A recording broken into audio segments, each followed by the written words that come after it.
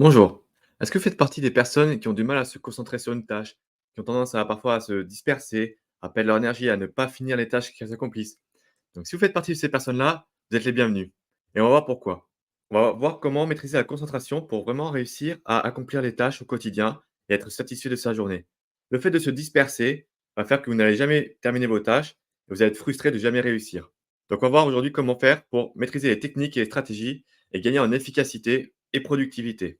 À qui s'adresse cette vidéo? À toutes les personnes qui souhaitent gagner en productivité, que ce soit professionnelle, personnelle, dans ce que vous voulez accomplir, dans les tâches que vous faites au quotidien. Cherchez à être plus efficace. Quand on est plus efficace, on réalise plus rapidement ses tâches et on a plus de temps disponible pour soi. Ainsi, on améliore aussi sa réussite. Pourquoi? Car quand on a plus de temps pour réaliser ses tâches, on a plus de disponibilité, plus de productivité possible pour en accomplir d'autres. Et du coup, on avance un peu plus vite et on avance plus rapidement vers ses projets. Et si vous n'arrivez pas à vous concentrer et que ça devient de façon maladive quelque chose qui vous gêne, vous risquez d'abandonner rapidement vos projets. Donc et vous épuisez en même temps à vouloir toujours avancer, mais vous vous dispersez, donc vous dispersez votre énergie et vous vous épuisez à essayer de faire quelque chose. Vous perdez le sens de vos actions. Cela peut vous stresser, créer de l'anxiété également de ne jamais réussir à accomplir vos tâches. Le cas extrême, c'est avoir des angoisses lorsque vous avez quelque chose à faire, un projet, car vous savez que vous aurez du mal à réaliser le projet. Et le manque de réussite va encore plus aggraver la situation. Et vous allez subir votre vie plutôt que de la mener. Donc on va voir cela en 3 étapes pour maîtriser les stratégies et les techniques pour améliorer sa concentration. D'abord, qu'est-ce que la concentration? C'est important de savoir ce que ça veut dire et quelles sont les clés de la concentration. Pourquoi c'est important? Et ensuite, quels sont les obstacles justement qui peuvent vous gêner à vous concentrer? La concentration, c'est la capacité à se focaliser sur une tâche, sur une activité. C'est quelque chose de spécifique, donc on a vraiment toute notre énergie, toute notre attention, toute notre vigilance qui est focalisée sur cette activité pendant une période de temps donnée et qui est assez prolongée. C'est pas juste 5 minutes justement. Le fait de ne pas pouvoir se concentrer, c'est ne pas rester plus de 5 minutes sur une activité. C'est la capacité à justement à rester sur une activité pendant un temps donné en excluant toutes les distractions externes. Donc la volonté peut-être d'aller jouer ou regarder la télé, d'aller regarder les trucs sur les réseaux sociaux, sur YouTube, et cetera, pendant qu'on a une tâche à faire. Une tâche qui peut-être pas forcément plaisante, mais c'est ça justement la capacité à se concentrer sur une activité. Et pourquoi c'est important? Car le fait de se concentrer, de mettre toute son énergie, toute sa vigilance et son attention sur une activité, on va augmenter la productivité. Car justement, on aura toute notre énergie disponible pour cela. On va améliorer notre qualité du travail, ce qui va nous donner en fait plus de temps après pour les loisirs, pour les activités oisives, et cetera. Ça va réduire le stress, car lorsqu'on vous aurez la capacité à réussir vos tâches régulièrement, vous serez moins anxieux à l'idée de ne pas réussir, de ne pas être satisfait de votre journée ou d'avoir peut-être la pression professionnelle derrière.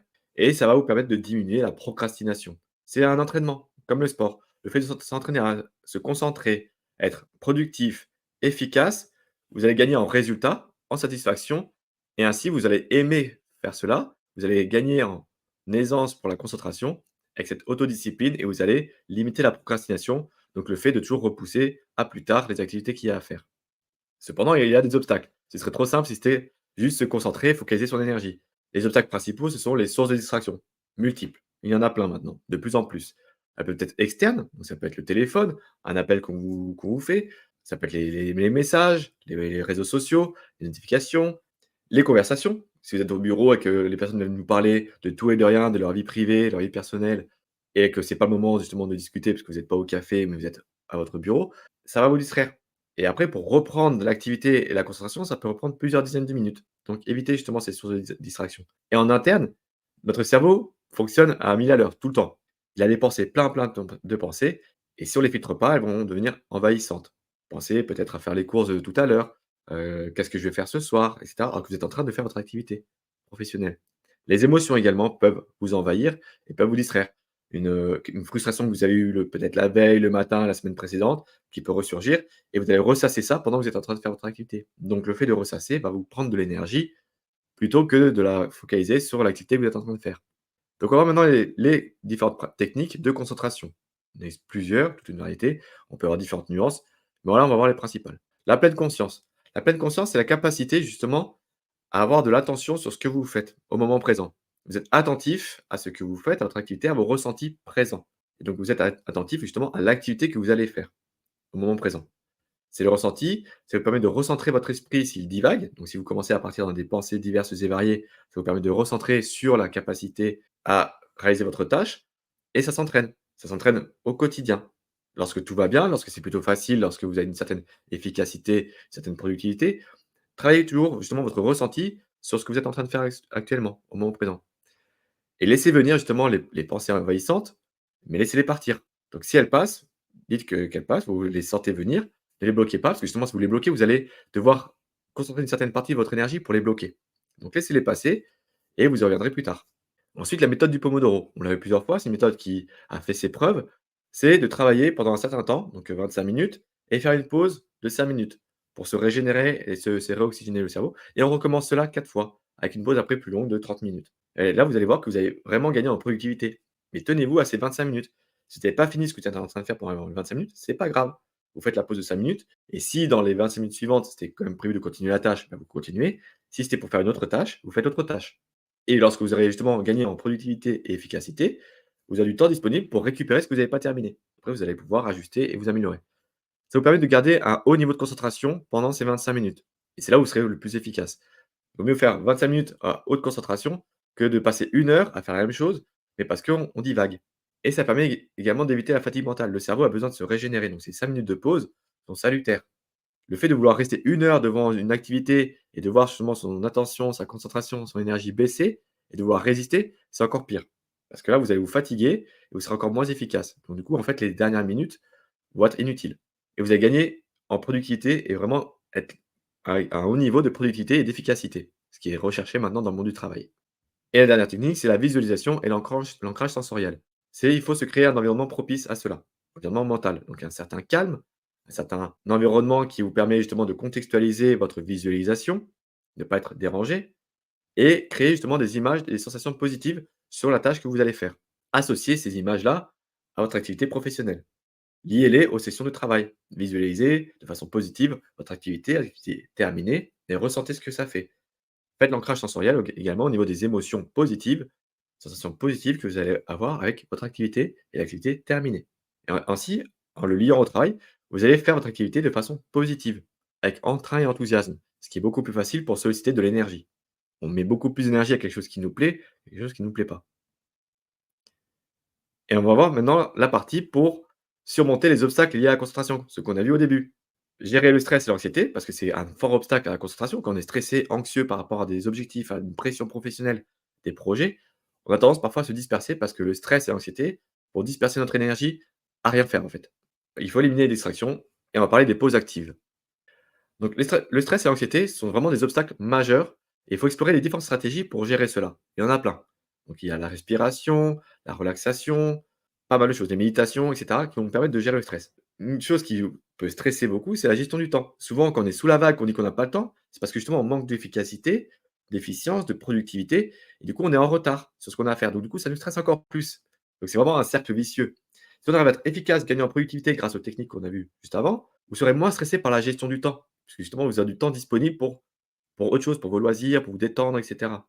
Cette gestion du temps, ça se travaille, ça s'organise. Donc planifiez vos activités, mettez des créneaux. Ça vous permettra d'avoir une meilleure vision de votre journée de 24 heures. Faites des méditations. Méditation, on a vu la pleine conscience, la méditation juste de relaxation par rapport à la respiration, et cetera. Donc il existe différents types, même des applications qui peuvent vous aider pour ça. Le stress et l'anxiété sont vraiment des obstacles majeurs à la concentration. Parce que comme j'ai dit, ce sont des disperseurs d'énergie, disperseurs de concentration. Donc il s'agit de réguler cela pour être au top du niveau de stress pour gérer son activité. Il existe différentes distractions, de plus en plus maintenant avec les téléphones, les applications, internet, les ordinateurs, et cetera. Il faut vous créer un environnement de travail qui vous permet de faire votre activité. Si vous n'avez pas besoin des réseaux sociaux, coupez votre téléphone, mettez-le à l'écart et coupez les réseaux sociaux sur votre ordinateur. Il existe des applications pour le faire, donc c'est assez simple de justement de se couper. Si vous avez juste un texte à écrire sur un fichier, Word, par exemple. Vous n'avez pas besoin des réseaux sociaux. Donc voilà, limitez les distractions possibles que vous pouvez avoir pour vous concentrer. Mettez le téléphone dans le silencieux, mais vraiment mon conseil, c'est de le mettre à l'écart, de l'éteindre et de le mettre à l'écart, de ne pas le voir. Parce que justement, on a tendance à regarder son téléphone même s'il est éteint. Ça, c'est une source de distraction. Il faut utiliser des bloqueurs de sites web, peut-être, si vous n'avez pas envie d'aller sur YouTube, parce que vous êtes tenté d'aller voir des vidéos pour vous détendre, de chats qui sont des câlins, et cetera. Ce n'est pas propice à votre travail. Donc, utilisez des bloqueurs de sites web. Ça existe. Vous dites pendant 25 minutes, je m'interdis d'aller sur internet. Vous allez voir ces sites-là. Et vous faites juste des recherches internet qui vous concernent pour votre activité. Et planifiez également des moments spécifiques pour lire les emails, traiter les emails, aller sur les réseaux sociaux si vous en avez besoin, et cetera. Planifier les créneaux. Et si on met pas de créneau, bah, on va faire passer notre temps là-dessus. Donc finalement, traiter des mails qui pourraient prendre 10 minutes, on va passer des heures parce qu'on va aller voir d'autres mails, on va aller voir d'autres choses, et cetera. On va se disperser. Et on va parler maintenant des pauses actives. Donc il s'agit de faire des pauses, comme on a vu pour la méthode du Pomodoro, les pauses de 5 minutes, de 30 minutes, et cetera. Mais dans ces pauses-là, il ne s'agit pas juste de ne rien faire. Les pauses actives ont été prouvées comme bénéfiques. Donc pour lutter contre l'épuisement mental, les pauses comme la marche, faire de la méditation, un peu d'exercice physique, vous pouvez bouger un petit peu justement pour activer votre pause et ça évite l'épuisement mental. Le fait justement de faire cette sécrétion d'hormones positives et bénéfiques, ça va vous aider justement à être encore plus actif lors du prochain créneau de travail. Donc travaillez ces différents types d'activités, voyez celle qui vous convient le mieux ou celle qui vous convient le mieux pour les intégrer dans vos pauses. Ça peut être la pause d'aller marcher un petit peu dans le bureau, d'aller voir les autres collègues, d'aller discuter peut-être au café. Mais si vous faites un petit peu d'exercice physique, vous verrez que vous aurez beaucoup plus de résultats. Vous serez beaucoup plus productif. Et l'exercice physique, c'est pas forcément des choses très compliquées. C'est juste marcher. Marcher un petit peu, aller prendre l'air. Oxygénez-vous. Tout ça sera bénéfique à votre productivité, à votre capacité à vous concentrer pour faire des activités efficacement. Donc en résumé, si vous avez du mal à vous concentrer, si vous avez tendance à vous disperser, comprenez justement quelle est la plus-value de réussir à se concentrer pour faire votre activité. Vous allez gérer votre stress plus efficacement, vous serez moins anxieux par rapport à votre gestion du temps et à moins vous dire que vous n'avez pas le temps dans la journée et que vous êtes sous la vague, car justement, vous allez gagner en productivité, en efficacité et vous allez gagner du temps pour faire autre chose. Donc il existe différentes techniques qu'on a vues. On a vu 3: la visualisation, l'ancrage sensoriel pour lier l'activité à quelque chose de positif, la pleine conscience pour laisser venir les pensées, les laisser passer, ne pas perdre du temps à essayer de les bloquer ou à les comprendre, laisser passer, et également la technique du Pomodoro qui vous permet justement de fixer des créneaux fixes de travail pour gagner en productivité.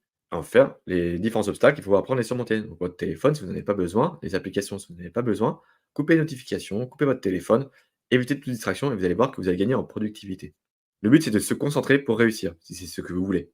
Et en exercice, je vous invite pendant une semaine à couper les notifications téléphoniques et planifier vos créneaux selon le Pomodoro. Donc 4 créneaux de 25 minutes avec 5 minutes de pause et dernière pause active de 30 minutes. Donc mettez de l'activité, marchez, allez prendre l'air. Et je vous rappelle que vous pouvez accéder au programme Destination Bonheur, un programme en 9 modules, 12 semaines garanties de résultats et satisfaction qui vous permettent de régler vos problèmes vers vos objectifs et d'avoir une totale satisfaction sur votre évolution dans votre vie. Et inscrivez-vous sur mon groupe privé Destination Bonheur pour pouvoir accéder à du contenu de valeur exclusif et également la masterclass sur comment retrouver la joie de vivre et se créer une vie épanouissante qui a du sens. Une masterclass en 3 piliers qui va vous donner les clés essentielles pour réaliser les projets de votre vie. Et je vous dis ciao ciao, à la prochaine.